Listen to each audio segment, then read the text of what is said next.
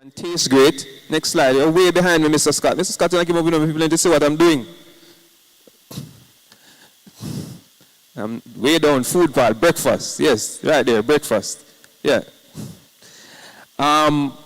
So you need to be having a wide variety of foods. And I'm going to show a variety of things here on the screen. And they are going to go from the sophisticated and expensive to the simple and cheap. And I tend to recommend the following. You go for foods that are as close to how God made them as possible. Go for foods that are colorful as possible. So a variety of colors. Every color in every food represents a different nutrient. So if it's yellow or orange, it may represent beta-carotene or curcumin. If it's red, it may represent something called a lycopene, like in tomato. If it's blue or purple, it may represent anthocyanins. If it's green, it may have a lot of chlorophyll and magnesium, and so on and so forth. And all these things are important for your body to function. If you lack any one, you could get a deficiency disease, which many of you have. Many of you have hypertension because you lack enough magnesium or potassium. Many of you have diabetes because you lack chromium. Many of you are depressed because you lack omega-3 and vitamin D. Many of you have weak bones and joints because you lack the essential nutrients to build bones and joints. Many of you have memory problems because you lack some important nutrients to keep your brain healthy and clean the brain out. So deficiencies are a real thing, and you can avoid that by eating a wide variety of foods. So if you're going vegan, for example, you cannot subsist on just eating whole wheat and lentils.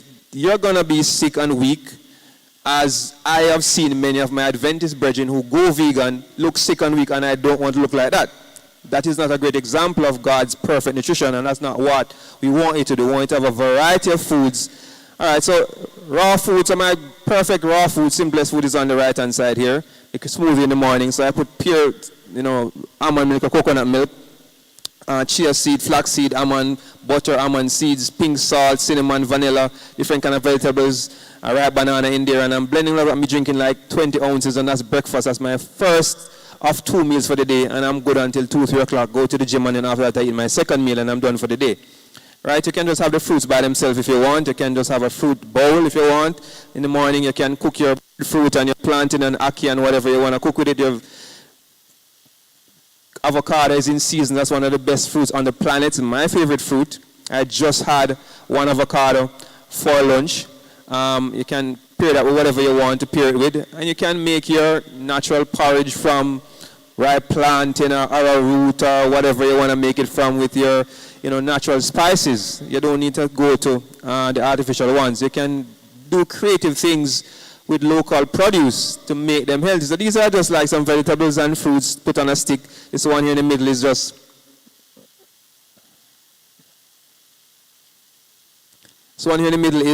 basically just avocado mixed up with some tomato and onion and scallion and thyme and a little bit of lemon squeeze over it, a little bit of black pepper or whatever you want to make it nice.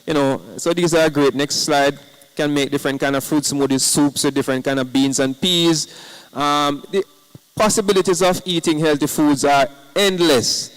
There are no ends of possibilities. And if you want to drink something, instead of going for a commercially prepared box juice or bottle drinks, make your own homemade bush tea. Drink coconut water, drink water, make your green juice with cucumber, string bean, all these things. That's really how you should eat. And with the variety of foods that we have in Jamaica, your options are endless. And yes, sometimes some things are really expensive, but sometimes some things you can plant, your neighbor might have for free, and some things are cheap. So like no rain coming, vegetable time is going to be very cheap. In the next couple of weeks, St. Elizabeth is covering the whole island with cucumber and callaloo and papcho and cabbage, and you can get them for $10 a bundle and $10 a pound. So cash in the summertime, you eat the different fruits that are available. So we are blessed in Jamaica.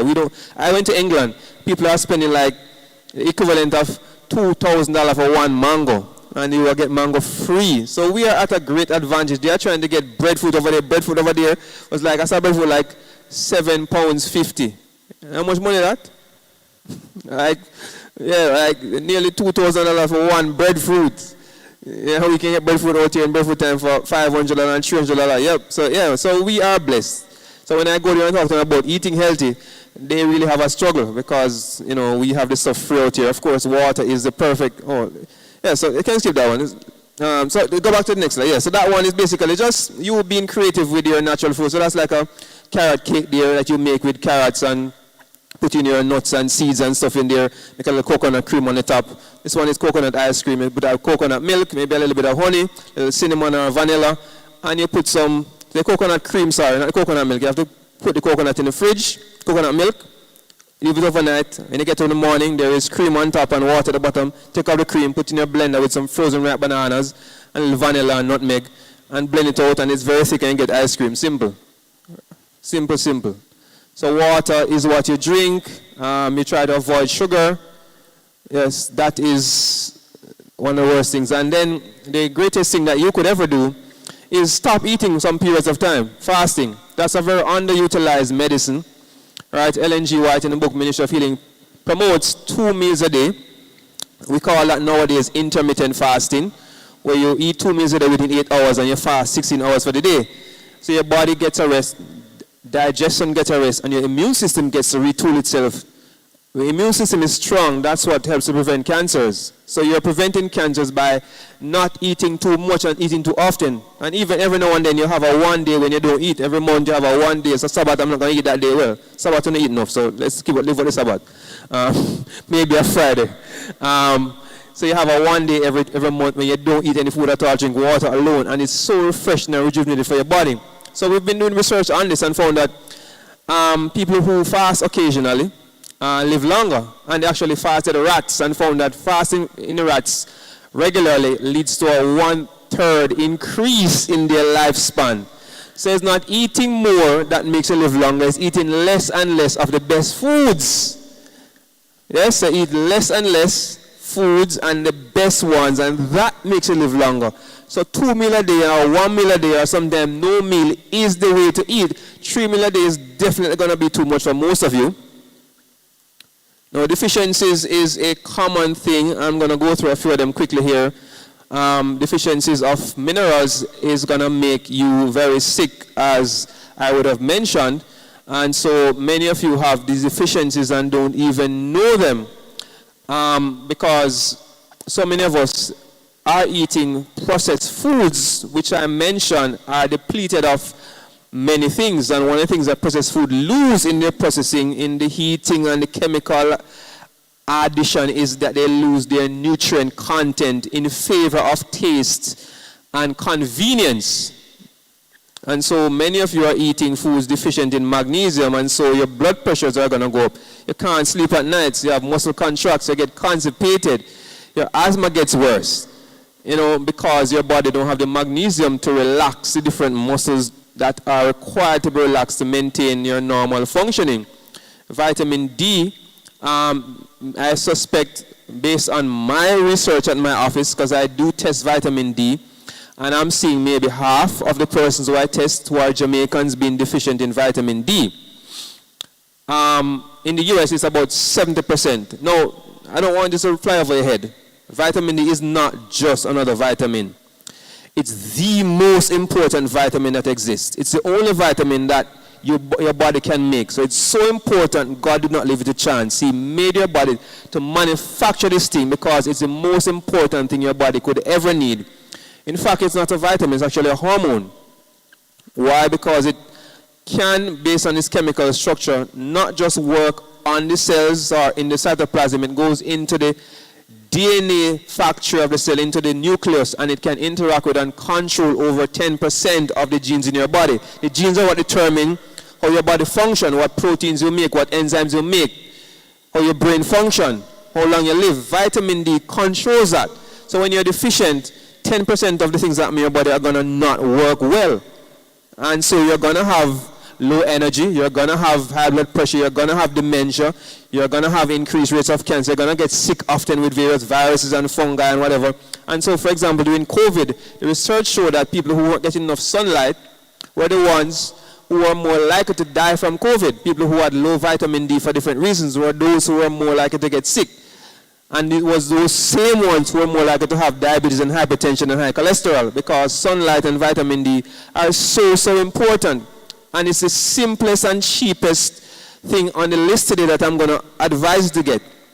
Even simpler than fasting, because with fasting you have to do it for a whole 16 hours. Vitamin D, you just need 15, 20 minutes in the sun. That's all, once per day, every day. When sun don't come out, that's okay. So you may want to do 20 minutes, 30 minutes some days to make up for those days like today when you have no sun. But yeah, we black people need more vitamin D, more sunlight than white people because we have melanin that protect our bodies from too much harmful sun rays. So we are less effective at making vitamin D. So we need a little more sunlight than white people. But we have it in Jamaica and it's free and we don't get it. And that's one reason why many people get sick. And there are so many testimonies that people would have given me and so many people I've seen who have been sick for so many years with unexplained illnesses. And when we test the vitamin D and it's at 15, 16, 17 when it's supposed to be at 30 and we supplement them and within weeks they are better. Their medications are not needed anymore because they got their sunlight.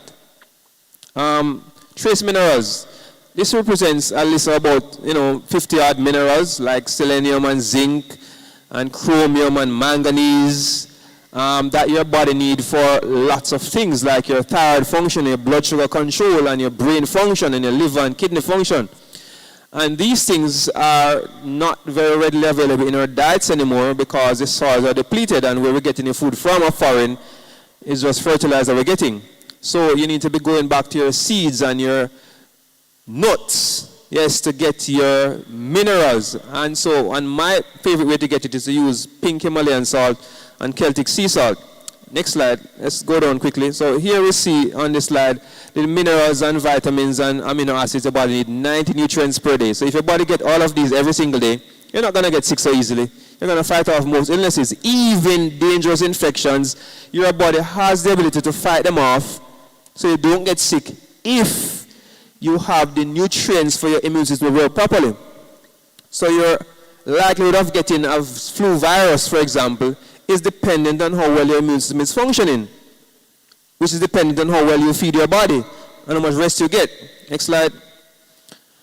So skip that one and go to the next one. So so that's again my favorite way to get my minerals, pink Himalayan salt, Celtic sea salt. I use that in my cooking, so you could just do that in your cooking. I add it to my smoothies every day, add a little bit to my water in the morning. If you have pressure, can you take this? Of course, you need salt.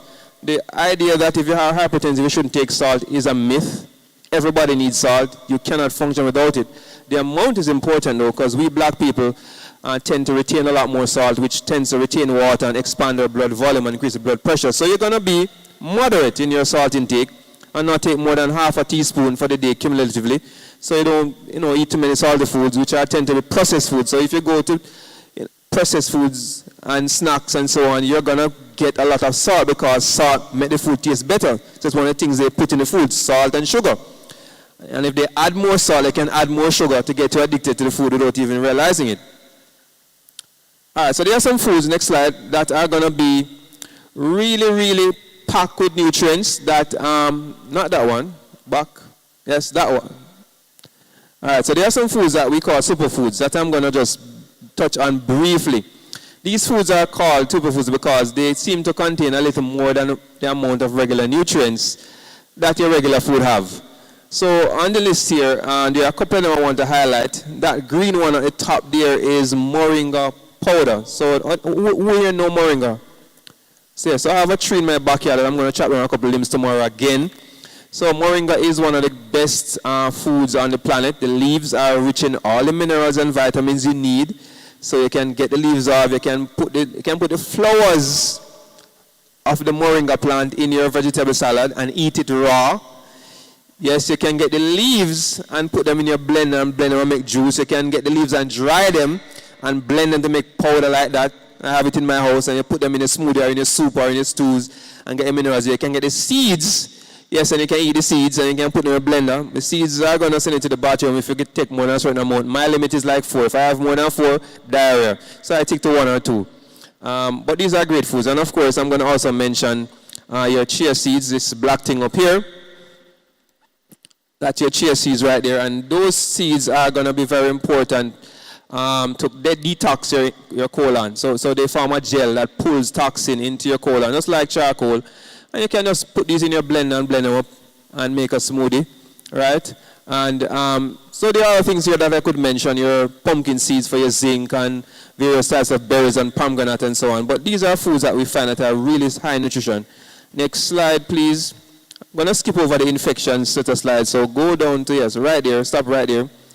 So to build a great immune system, this is the summary of a book I read. This book is from a doctor from New York, Dr. Joel Furman. He wrote a book called Super Immunity. And I'm stressing immunity because your immune system is what protects you from not just infections, but from cancers. Every single day, your body develops potential cancer cells. Every single day in every single person. You are developing abnormal cells that are potentially cancerous. And it's your immune system's job to find every single one of these cells every single day and get rid of them, because if it misses one, that single one can turn cancer. You follow? And your immune system works like a police force. It has personnel, and they have equipment and ammunition. And if you know anything about the police force, when they're going out to hunt down gunmen and they engage them, they're going to use up some bullets. And they have to go back at the end of the operation to reload. If they go out every day with the same empty guns, one day they're going to bug up on a gunman that is going to kill them.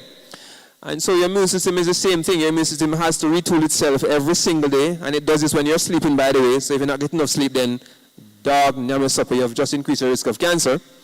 But if you're not eating the right foods, you can't make the ammunition that will help your immune system to work. And so one day, your immune system runs out of ammunition fighting some potentially cancer cells, and one might escape. And that one will develop cancer. Not the same day, you may not know until 5 years after. So women, when you find that breast lump, you had cancer 5 years ago. It's just manifesting now. It started with one cell, now it's 1 billion where you can feel it. But that time you have cancer a long time. So find the cancer, do the mammogram, doing the prostate tests, all these things. Yes, that's good and well, but when you detect the cancer with those things, it's already very late. It's 5 years and 10 years in the making. So you don't want to wait on that. Yes, do your test, but take proactive action. Eat properly. And the foods to build your immune system are there. Greens, it's the same thing we say every day. Beans and onions and garlic and mushrooms and berries and seeds.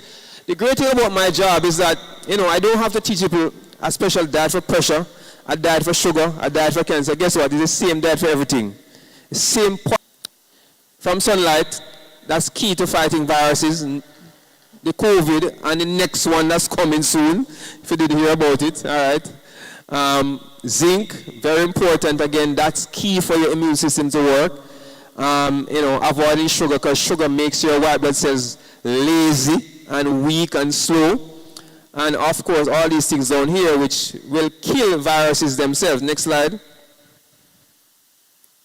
I'm going to skip over the bacteria slide, skip that one and skip over there. So the fungal slide, I'm going to go down quickly. Yeah, so this one here.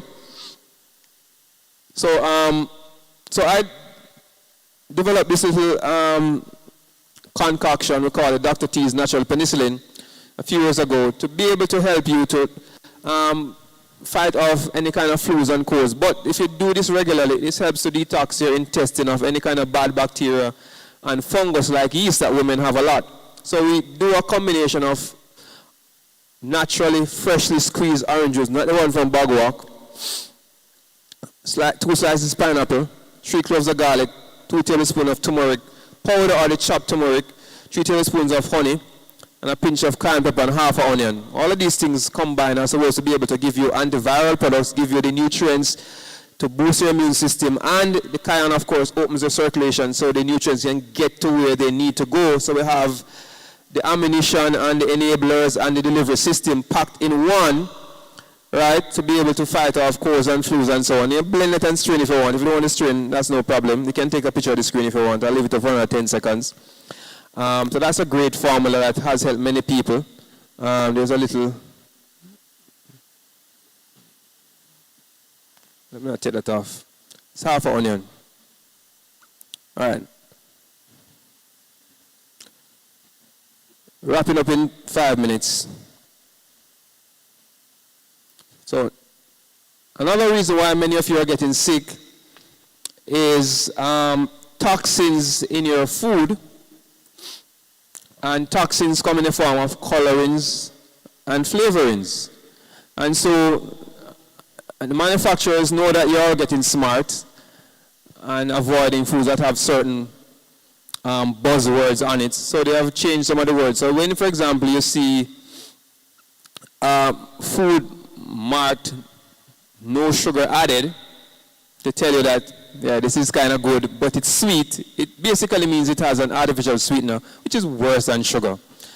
If a food says it has natural flavors, without telling you what natural flavor is, don't believe them. It's not natural. They can't tell you what it is, but they're allowed to put natural flavor if they have certain chemicals below a certain amount in it.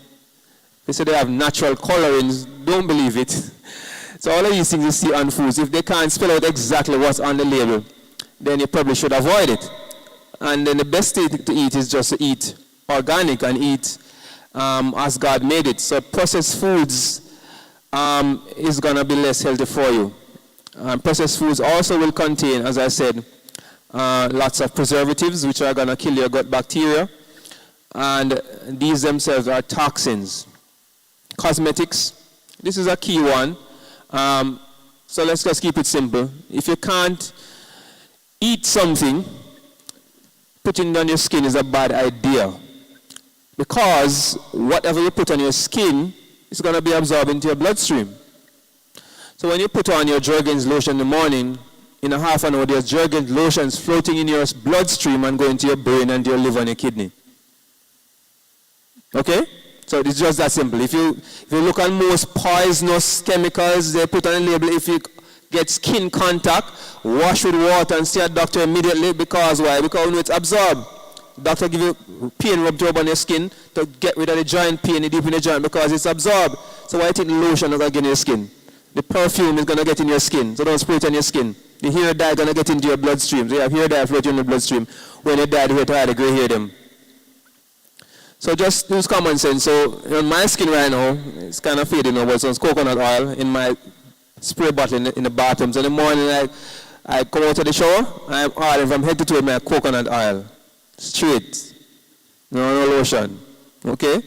And so all these chemicals are in the cosmetics, your personal care products. Another big area of research is in the idea of microplastics. So plastics, we know they are forever chemicals, they don't degrade, but they're not getting into your food. So plastics from your non-stick pans, from your water bottles that you drink, from those plastic containers you microwave your food in, plastic to get into your body. And so we are finding plastic now in the liver and kidney and brain of newborn babies. It is estimated that all of us maybe are about 5 to 10% plastic in our bodies. So we're hearing that the Chinese are making plastics and plastic rice and giving us to eat. Well, you are eating plastic long time before that. And so limiting the amount of plastic you're exposed to is going to be key to limit the diseases that you get. So use more stainless steel or ceramic containers. Use glass for your drinking containers if you can. And try not to microwave your food in plastics. Well, I don't really have a microwave at home. There's a lot of controversy about microwaves and how bad they are for you. The research on it is not very convincing that it's damaging to the food, but I want to err on the side of caution. I just eat my food on a regular stove, Next slide. Skip that one. Yeah, so just a little lotion. This is a moisturizer for your skin. And look at the ingredients on a typical moisturizer. This is like a Jergens moisturizer lotion. So it has water, glycerin, mineral oil, ethyl, hexyl, iso, nonate, ethylene, propylene, sterol, copolymer, acrylics, C10-30, alkyl, alkylate, cross polymer. Some of these things, even me who's a doctor who's supposed to educate it, can't call it names. And I can guarantee you half of them are poisons, which at the right dose will kill you, but they put just enough not to kill you, but to just keep you alive, barely. with a few illnesses to take some medication. So this is what you're getting in this. Next slide, quickly. Yeah, so what you put into your washing machine to wash your clothes and your sweat and get into your skin. Next slide. Let's go down. So there are some not so unhealthy ones. If you really want lotion, this is a brand that I can recommend because they contain no silicone, no dye, no parabens, no petroleum. And this one contains mostly natural ingredients. So that's a brand that you could buy native. Next slide. This is a brand of dishwashing, it's been fabric detergent that you can buy that is supposed to be low in the poisons and more natural stuff. So there are options. If you're really searching, you can find natural healthy options to the poison ones that are not necessarily cheaper either. Next slide. Yeah. So these are things for your skin. Your coconut oil, your olive oil, your shea butter, your aloe vera, which you can actually put on your skin at night. It's great for moisturizing. Next slide, yes. And of course, to detox your body of all the things you've been putting on it for the years gone by, you need to be washing with water, exercising to sweat so you can get out toxins with your skin. For your gut, of course, you want to avoid all of these things here that makes your gut unhealthy. Next slide. And yeah, so these are just examples of foods that contain chemicals. This particular one is red number 40, found in all these foods and the ones down below, and they are known to be cancer causing, harms the gut, and cause learning problems in kids. So the kids that eat these things, of course, they're more sick. Of course, they're more have ADHD because they're getting things every day to cause ADHD, and then you hear they have to take medication because they don't know the cause. Of course, they know the cause. Next slide. Yeah, so this is a very long presentation, so you can just skip through these slides. So basically, for detoxing your body, here's another formula I put together that can help you to get rid of chemicals from your system, and garlic, ginger, and turmeric. So these are blended in the proportions on this slide. You can take a picture quickly. And of course, you can have lots of warm water, especially first thing in the morning. That's a great way to detox your body. Coconut water throughout the day. Vegetables are a great way to detox and cleanse your colon. Soup broth, vegetables, green juices, fruits, slipper elm, and as I mentioned before, your chia seeds are great foods to detox. So these are all natural things you can do to get less and less chemicals in your body and get them out. Next slide, quickly. So we recommend that you use cast iron, clay, ceramic, and avoid aluminum and non-stick stuff because they're going to make your body more poisonous. Next slide. Skip that one. Skip that one too. Mention a couple things that in addition to food and toxins and germs, stress is another reason why people get sicker as they get older. And I've been fortunate enough to meet many people in their 90s and over 100. I've become very good friends with many of them because I'm interested in what they have been doing.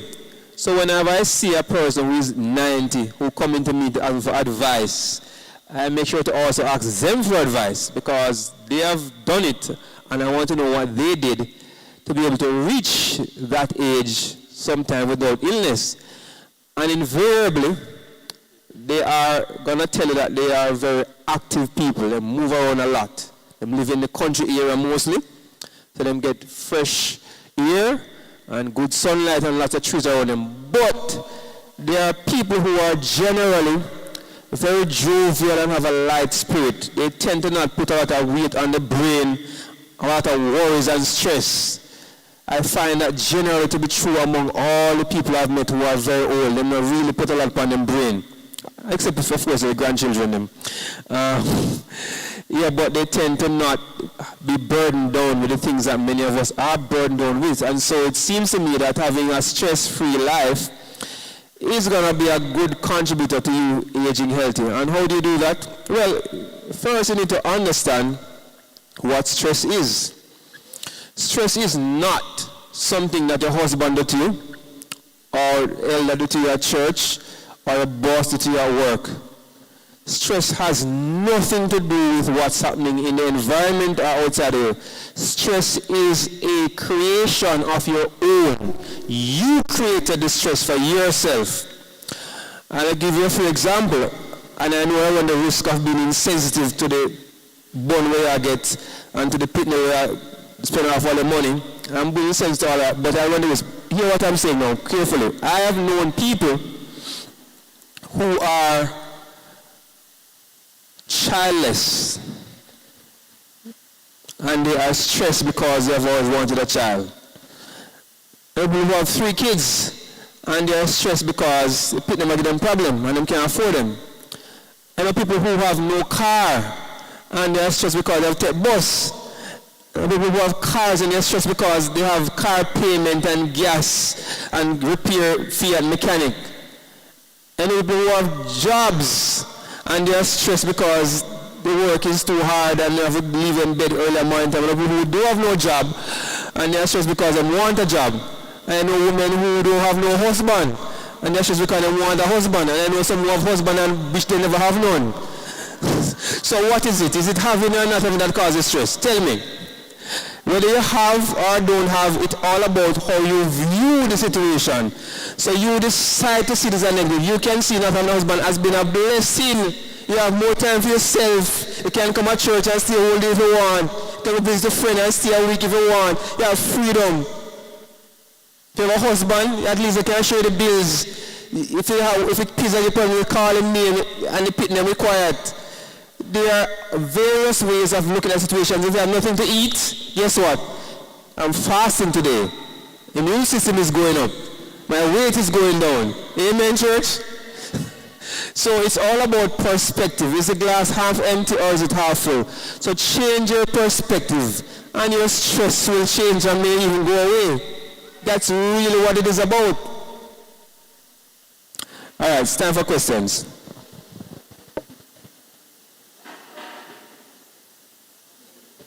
Don't forget a different mic, you know. Right. No, that's all right. I have a first question. I was reading up recently and they're talking about this blue zone. Is it blue zone or green zone? Blue zone. Yeah, blue zones.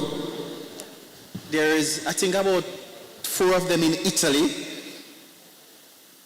1 in the United States, one in Japan, one in Costa Rica. One in Costa Rica. So I was reading them up. I'm like, is these places are places that are free of toxin? Why these people in these here? And why they call this here a blue zone? Well, they call them blue zones because the people that live there live to old age and them don't get sick. Them die in natural causes. So well, that's what I was telling you. I studied these things. So these blue zones, the people there live a certain lifestyle. So part of it is the environment. Yes? Part of it is that all these areas, the people live close to nature. And the one in the US is actually Loma Linda, that's Adventist community in California. That's our blue zone. So there's really nothing special about the environment there, right? But it's about what they eat. So they eat primarily vegetarian. And after blue zones worldwide, the only vegan one is Loma Linda. The others are not vegans. I know. And the people there are very active physically. Them go outside, them plant and them garden, and they don't have any type of fast food and all of technology and all of cars and these things. They walk and ride them donkey and these things. So they live simple and close to nature to be able to enjoy life. So we, people like me and you, Ella, we work hard so we can retire and healthy later on. And then we realize, boy, guess what? The retirement that we are working hard for, we can have it right now for free by not working so hard and living in the bush and enjoying the sunlight and the river water and the spring water and taking your family out every day and enjoying your company of your neighbors till late in the night instead of watching TV, so don't want to play some domino. That's what make people live long. So you're saying it's not the environment in these areas? It's not the environment alone. It's a combination of things. It's how they live and the people's attitude and their physical activities and their diet. That's what makes the zone blue. So the next question is then... So around a green acres where can be a blue zone too if you decide to create that environment. So if that's the case, then why most people don't rush to these areas to live? No, we need to go there. We can create it right here. You don't need to go there. You need to be able to bring the same lifestyle. Some morning time you see you walking in the past. You still walk, I don't see you recently in the past gate. So you were starting your own blue zone. Get back into your walking, do a little bit of gardening, go go out into the Blue Mountain. Jamaica have no place you can go in a bush, you know, with your wife and kids and go and enjoy nature. You know, you can do all of these things, eat healthy. So instead of buying stuff at the supermarket, go to the market, go to Coronation, go to Spanish Market, take a day off and go there and shop. You know, and you find that, you know, you are living the lifestyle of these people and enjoy the same longevity. So the final question is, there's nothing special about this blue zone. You can create your own blue zone in your own environment. Well, there's a blue zone up in Bellas Gate in Old Harbour. In the hill of Bellas Gate, because we have about 6 people up there right now. Milo was 95 to 110. Right? And so it don't matter, you can be a blue zone anywhere. It's not the God said, boy, that area is the Garden of Eden and if you live right. No. You can create it, Ella. Very good question. It's not really just a question. But it's just some surveys done and so forth. Doctors were attesting to the fact that, not doctors, there are persons who, not doctors, the funeral persons who do autopsy and so on, and also those who do embalming. They were saying that it takes a lot more to embalm a body now than a few years ago, because most of the persons you are basically embalming yourself while you are alive with the preservatives and so on that are in your food. So you take less of your money? Yes, to embalm, because okay, we're embalm already. You're basically embalming. It's interesting, I haven't seen that one. Okay. Chemicals that are placed in the amount of preservative that is in the food. Yeah, so the bacteria don't really want to eat them anyway. And the thing about it again, I am observing some foods that you would have, and how long you probably put it down even on your stove. You cook some food, your food where you cook, and it's like days it is there, and it is if it's as fresh as when it is done, because of the amount of preservatives that are in our food. So if we avoid these things, I was at home one day, and I was saying that, I said to myself, but sometimes when you want to refer to somebody who you want to say them stupid, you say, well, they're stupid like all goat. But then we say, but goat is far more sensible than who we say stupid, because I've never seen a goat pick up a basket or anything to go to the supermarket. They could go to God's supermarket, and the ones that are sick are the ones that we actually cage up and give them the high-level stress and feed them with the high-level stress grains and so on. These are the ones that we have to give them medication. But if you sometimes have goat, because I used to wear a lot of goat and cow and so on, the ones that are sick are the ones that are more restricted. As soon as one goat start to do unwell, take off the rope of him and let him go, and a couple of days, him shine again. So I guess if we go back to God's pharmacy, we'll be far better than the pharmaceuticals that we run to. Amen.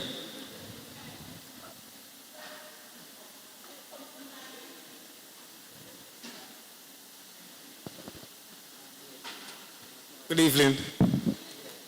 All right, so this is a concern of mine. Egg. You have a cat here now. You have a cat here. Egg. Is it the yolk or the white is more healthy? Which of them? So I'm going to tell you what is in the yolk and what is in the white, and then you tell me. Alright, so the white of the egg contains what we call albumin, which is a protein. That's what's in the white, that's it. In the yolk is where you find the vitamins, the vitamin A, the minerals. That's where you find the omega-3, that's where you find the cholesterol, that's where you find all the fats, that's where you find all the other nutrients. So, if one contains protein and one contains everything else, which one is more healthy? You answer. Well, that's what I'm asking. Eh? No, the answer. No, that's what I'm asking, because I tend to use the white more than the yolk. I don't know. All right, so what I'm saying is the problem that we have had with the egg yolk, for those who are egg eaters, was that you're told that the egg yolk contains cholesterol, and that gives you heart disease, and that has been found to be incorrect 1 million times, nothing no go so. First of all, the cholesterol that's found in food is not what we check when you do a blood test. No. The cholesterol that's found in food is just a fat molecule called cholesterol that goes into your body. Your liver uses that now to make different particles. Some of those particles we call them LDL, some we call them HDL. These are proteins that carry cholesterol. So cholesterol is not a good or bad. Cholesterol is just cholesterol. Now, how it's packaged in your body, there are some particles that are large and some that are small, some that carry fat to the liver, some carry to the blood circulation. So based on what each particle does, we term it bad cholesterol or good cholesterol, but it's not really cholesterol we're checking, it's a protein we're checking.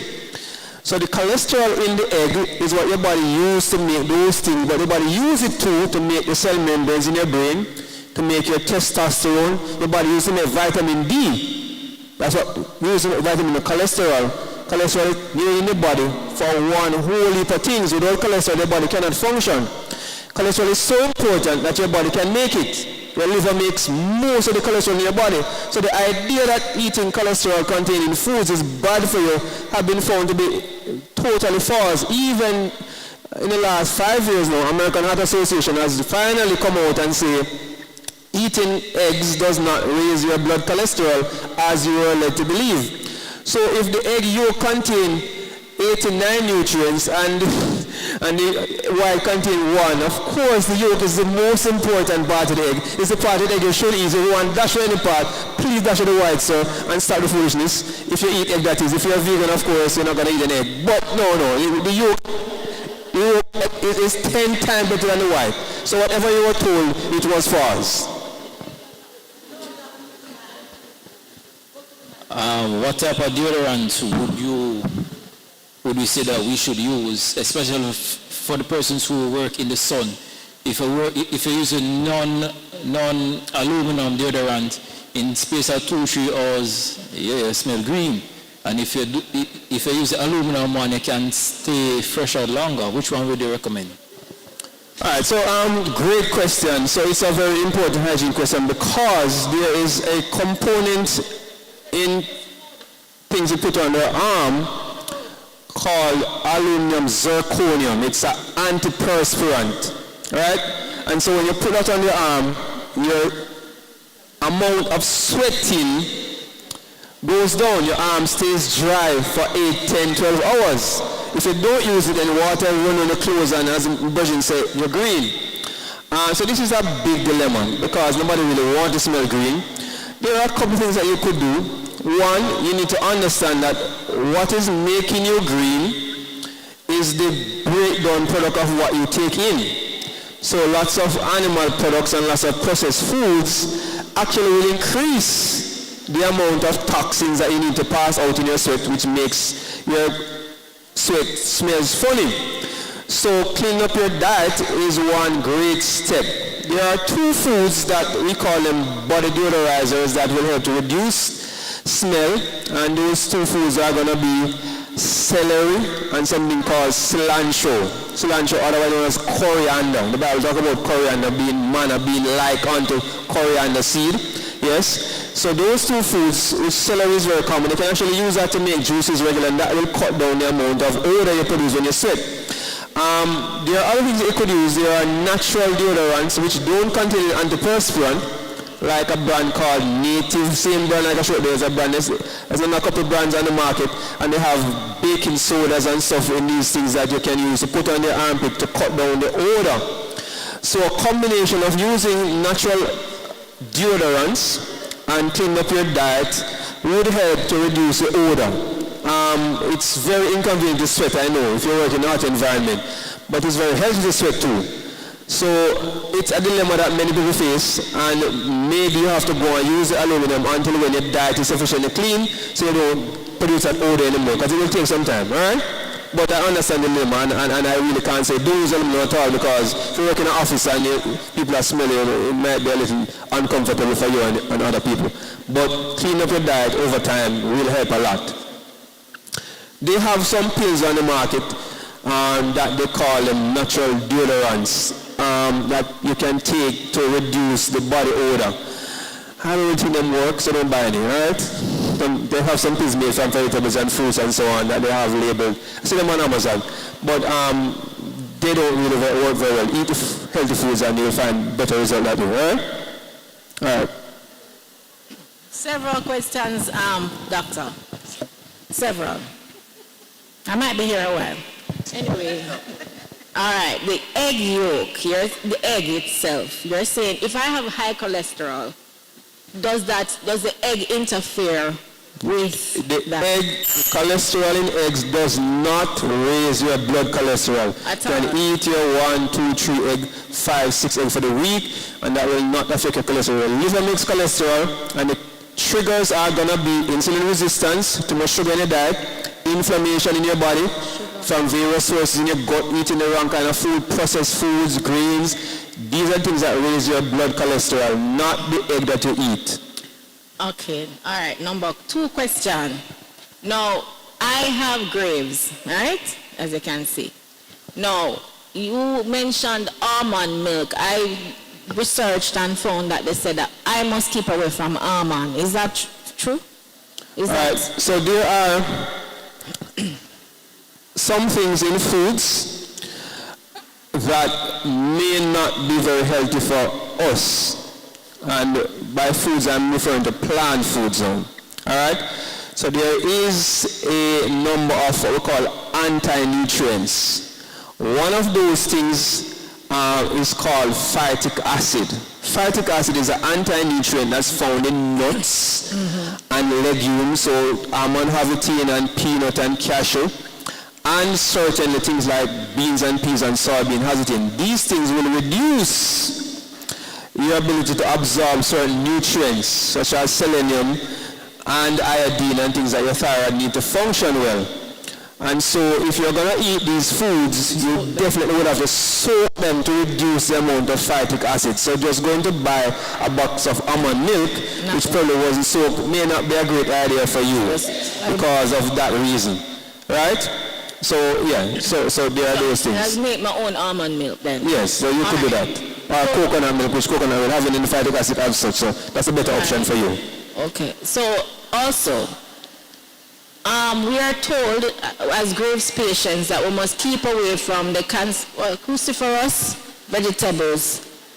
I find it hard to do so because I was raised on these. I love these. I find that my body responds better to it. But as in with my energy, iron and those things. Is it true? Because it's based on research, the doctor's not telling me this. It's based on my research. Is it true, though, that I should keep away from cruciferous vegetables? All right, so cruciferous vegetables, cabbage, broccoli, cauliflower, and all these things, they are known to have higher levels of iodine in them. And I guess people would have thought that if you have Graves' disease which you're producing too much thyroid hormone, you want to not take in too much of the raw material of the thyroid hormone. But the research hasn't shown that taking iodine lead to you having higher thyroid hormone levels. It's not one lead to the other. No, your body is producing too much thyroid hormone for different reasons. So no, you don't have to avoid them. Having them in moderation is perfectly fine, especially given the fact that they have so many other great properties in them, not the least of which is reducing the risk of cancer and opening a bowel and so on. So I'd say a moderate amount is perfectly fine, and there is no research that says you need to avoid them. This is why Dr. not telling you to avoid them. Right. No, the research doesn't say that. People just go ahead and say, well, okay, then have iodine, so avoid them. No, that's not true. One more question. So I heard recently that cholesterol helps your brain, and because of the fact that they have told people nowadays to avoid certain foods like butter and so on with cholesterol, it's causing more incidents of Alzheimer's among people, dementia and so on. Is that true?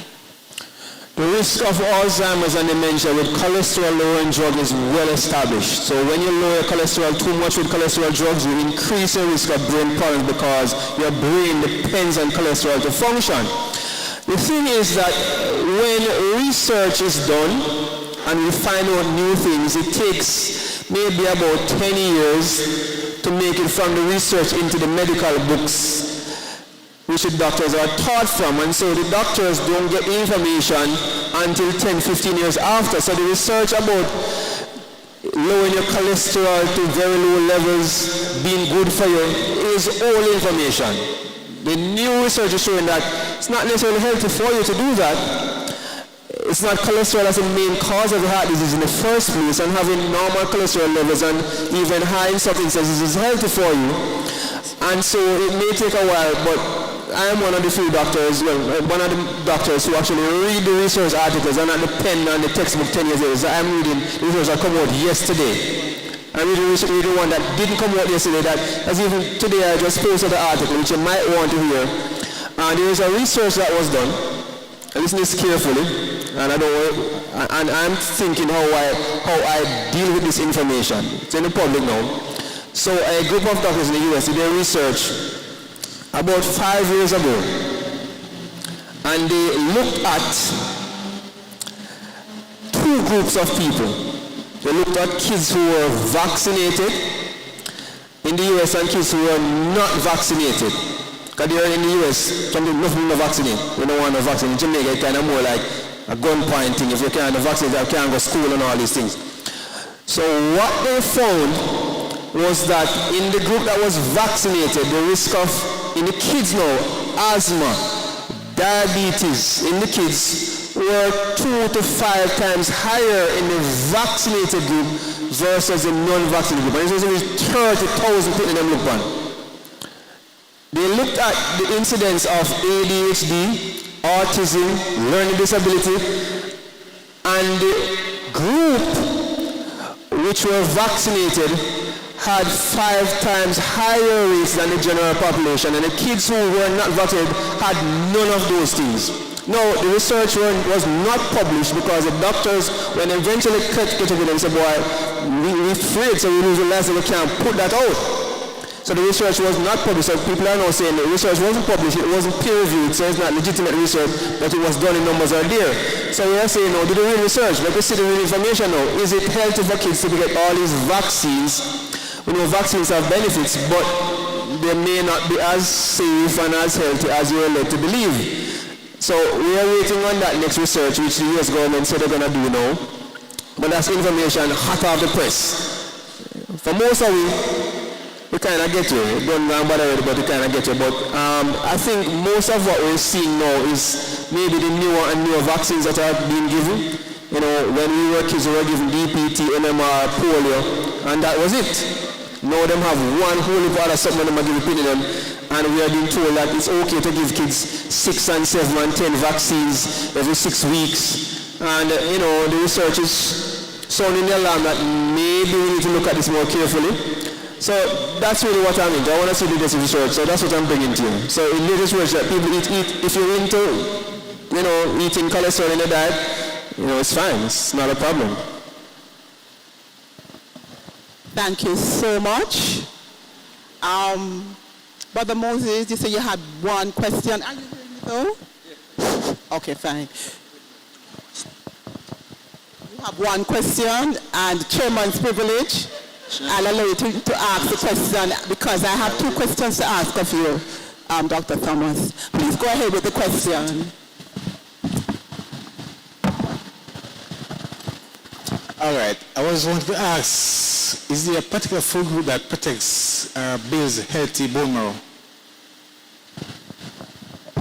So your bone marrow is a very complex organ system. We say that makes your blood. It makes red blood cells, white blood cells, and platelets. And these different cell types require lots of different nutrients. There are some foods that are going to be rich in nutrients that are going to build bone marrow health. So particularly for red blood cells, maybe the most potent food I've seen is beetroot. That contains lots of copper, it contains iron, and lots of nutrients that stimulate bone marrow to produce lots of red blood cells. And even your greens are going to be healthy there on iron. When it concerns platelet production, we found that the leaf of the papaya tree is excellent to stimulate platelet production. So if you have low platelets for any reason, especially in dengue, papaya leaf juice is going to be great there. For your white blood cells, there are going to be a whole heap of nutrients that are needed here again. But among all of them, your greens are going to be number one here, especially your cruciferous vegetables and your collard greens. These are going to be great to give your body the necessary nutrients and magnesium and different antioxidants it needs to make strong, healthy, well-armored white blood cells. So I wouldn't say any one food, but there are a number of foods. Those will be the top ones for me to help to stimulate your bone marrow. All right, thank you, everybody. Oh, the chairman has the privilege to ask questions. All right. Right, just 2 questions. Can I tell you something, brethren? Don't you know that if each of us were to pay Dr. Thomas for the advice that he gave us today, we wouldn't be able to. And so we can pay. Okay, fine. I wanted your reaction. Dr. Thomas. But let me ask you, make 2 observations. There is a podcast that I follow, right? And the observation was made that these were persons who were on a plant-based diet for years, 25 years, 40 years, and they developed cancer. Some of us, doctor, can you react to that as to why? Yeah, so any disease, as I would have mentioned here, has many causes. And the causes might be diet, might be toxins, might be infections, might be stress, right? So you can have a person who's eating a plant-based diet, but the diet still contains processed foods, such as the soya. So lots of vegetarians and vegans eat processed soy, which contains GMO foods. Lots of vegans might eat flour and rice, and none of them drink sugar same way because it's vegetarian. So vegetarian and plant-based doesn't always mean healthy. Okay? So that's the first thing. And as I said, there are other reasons. So a person may develop cancers because they are plant-based, but they are stressed. They are in jobs that stress them out, they have stressful relationships, and that can cause disease and cancer. So breast cancer, for example, is intimately linked to relationship stress among women. Prostate cancer, very much linked to lots of different kind of fats in the diet, but prostate cancer also linked to men who are stressed and overwork and don't sleep, because that affects your immune system and affect your testosterone levels. There may not be persons who exercise, and if you exercise, if you are sedentary, that increases the risk of cancer too. So there are lots of different reasons. So being plant-based doesn't mean that you are healthy and you're automatically going to live forever. There are other things that I have presented to you that you need to pay attention to, and one of the main ones is stress. And I did a research that found that persons who eat a healthy diet by themselves, them sit down, them one, eat them food as regularly, yeah, eat by yourself, you want to live, as opposed to a person who has lots of friends, they sit down and eat, not so healthy diet every single day, but them have fun and them laugh and them jovial and they are more healthy than the person who eat healthy and by themselves and they make a one room lock up. Alright? So just to bear that in mind. We have to hurry because we're losing persons and we want to close the Sabbath properly. Yeah, please make your point. Sorry. These persons might be eating healthy, but they might have unforgiveness. And that too is a recipe for cancer. That's true, you know. He's nodding, Doctor nodded, it's true. All right, that is so true. And the last question is eating for a gut. What does that mean? So that's a big question. Let me just try and sum it up in about 5 sentences. Eating for your gut. So your gut refers to the tube from your mouth to your anus, one long tube running through your body, and inside that tube is a community of bacteria, viruses, and fungi. 95% of them are very healthy, and they produce vitamins and minerals, and they regulate your immune system, and they produce chemicals that make your brain work properly. So your body cannot function without these gut bacteria. So it is in your interest to eat the foods that make them healthier. And incidentally, what makes them healthier is the fiber in fruits and vegetables. What makes them unhealthy and die off is the chemicals in processed foods and the sugar that you consume. So the plain foods that are good for you are good for them. So by taking care of them, they take care of you, and your gut health is one of the most important aspects of your health that I didn't mention today, but it is so important to eat the healthy foods and avoid the processed foods, especially because when a food is processed and it takes long to rot, it means it has things in it that inhibit the growth of bacteria. When you bring that into your gut with bacteria, what are you doing to them? Them can't multiply, them can't grow, you're going to die. That's what processed food does to you. Thank you so much, Dr. Thomas. And come on, let us hear it for Dr. Thomas. And we know the wealth of information that we got here this afternoon, Elder Scott and others. But Dr. Thomas, I know you're not into wine, but we have a little token for you. And so, Dr. Thomas, please come. And so on behalf of the group that is here this afternoon, on behalf of our pastor, our elders, the seniors group, we want to thank you for the presentation that you have made this afternoon. As I said earlier, I don't think I will be able to pay you for what you have provided for us this afternoon. And so I want for you to enjoy this. However way you choose to enjoy it, we wish for you to enjoy it. Thank you so much.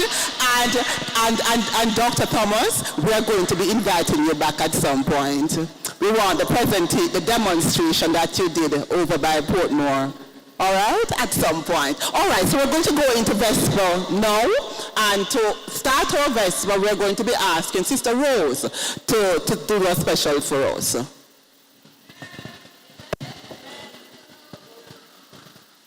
Sister Marjorie Rose, that is.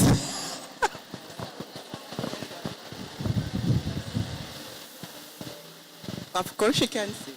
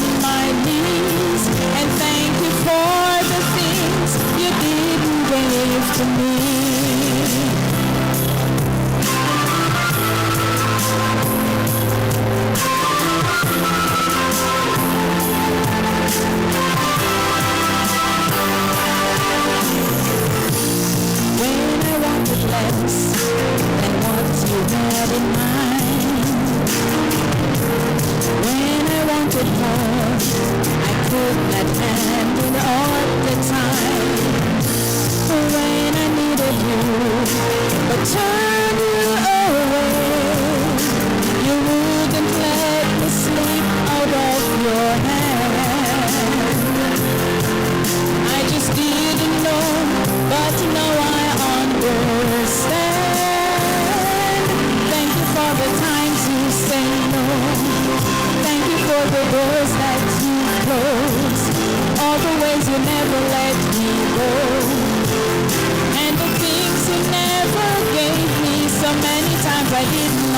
understand.